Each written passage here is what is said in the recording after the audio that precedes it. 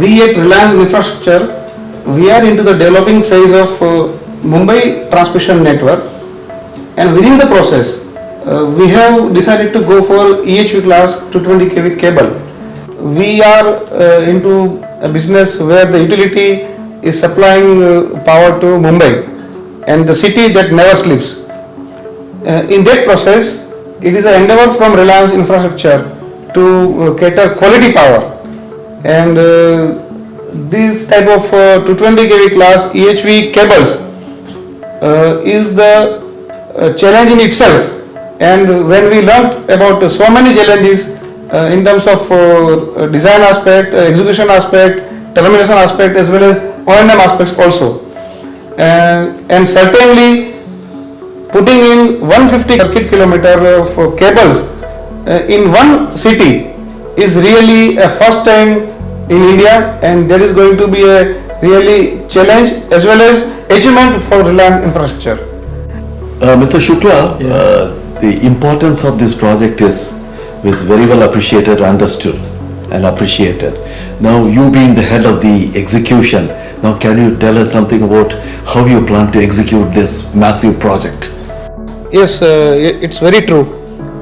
As we understand, laying 150 kilometers of 220 kV class cable in the busy roads of Mumbai is going to be a very Herculean task. Yes. I do understand, but at the same time we have devised some strategy. We have thought a different strategy for executing these type of projects. The vision behind this strategy and the objective would be, we have to cause a minimal trouble to the public by and large, and we have to employ different technology altogether, and as a strategy we can divide it into two parts.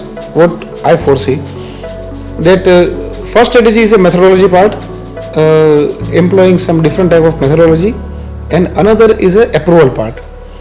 When we take about the first methodology part strategy, wherein we decided not to go for conventional trench method in very critical patches, but to have a duct bank type arrangement, wherein we can execute the duct well before we receive the cable, and that too in synchronization with the other road development work being carried out by MMRDA and BMC people, and thereby we ensure that the roads need not to be digged again. That is one aspect. Another, we are also exploring the new and latest technology for trenchless method also, wherein we may at all avoid the digging of roads at all. But again, this technology is very new and we are exploring its viability and possibility. But if that is true, we may go for that type of technology also. When we talk about the other strategy, that is for permission part, getting permissions from different statutory authorities is a really tough task in terms of the execution period as well as the time taken for that.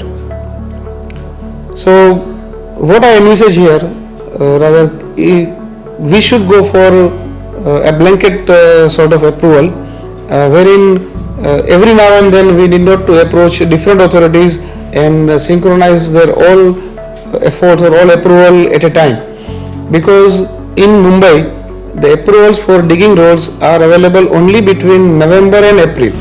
So whatever activity at site is to be carried out should be planned in such a way that it is finishes off within that period only. Thereafter no permissions will be allowed.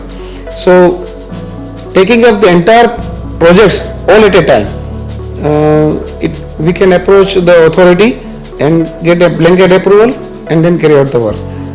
The sub point in this also is a reinstatement charges, wherein reinstatement charges are a very enormous and huge amount.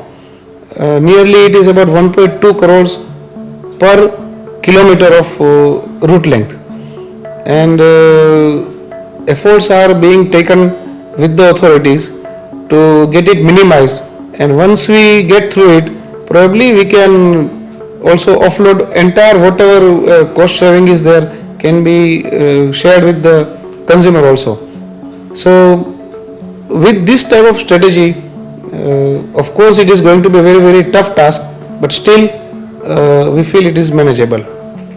And we as Reliance Infra are always think in the terms that we are competent enough to face the challenges.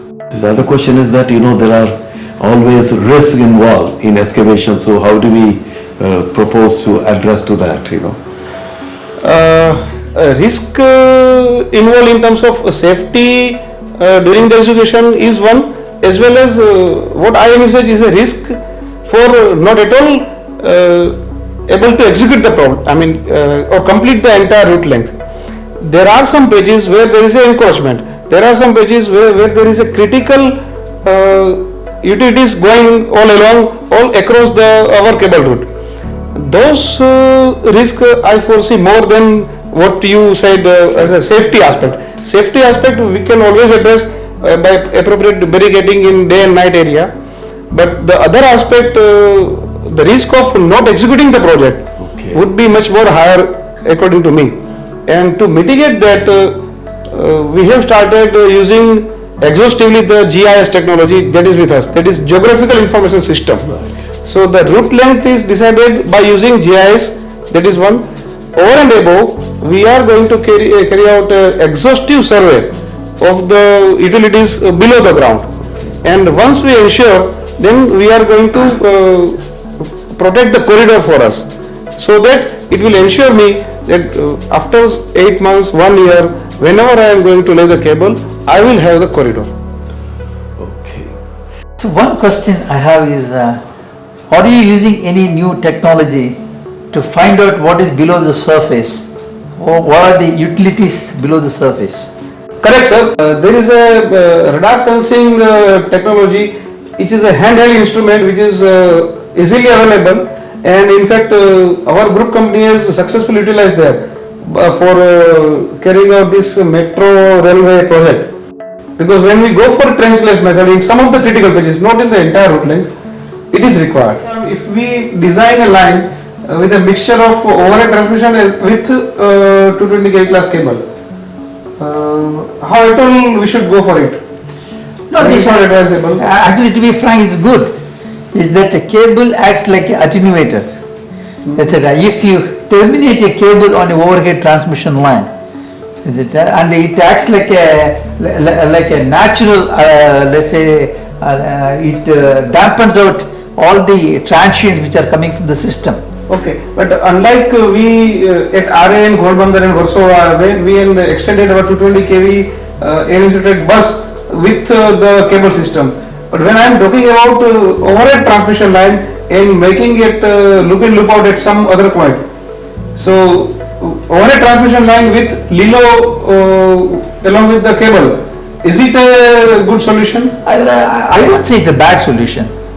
I won't say it's a bad solution. I don't expect any great technical problems, except that I think Mr. Swaminathan is an expert. He's a Bhishma Pita of our terminations. Therefore, he can only tell. See, the weakest link, let me be frank, is Mr. Swaminathan. Because the weakest link in a cable is only joint. Therefore, if Mr. Swaminathan assures that the joint is good, the cable is good. It will work for the next 50 years. What could be the specific requirement for protection side of the cable circuits? Is it going to be a very different protection philosophy than overhead line, or the same overhead line protection philosophy can work with the cable also? As Mr. Rao was telling, is that introduction of EHV cable with these modern protections, along with we are also putting lot of gas insulated substations. Therefore, this is a very good marriage, is in the sense that why we are putting cables with ultra modern protection system is basically to make sure that almost it's fault free. See, cable fault is very, very rare. Similarly, gas insulated substation we are putting, there also fault is very rare.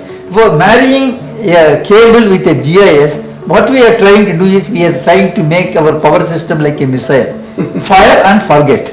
You install the cable, you install the GIS, and then go to sleep. Right. That's what we are trying to do.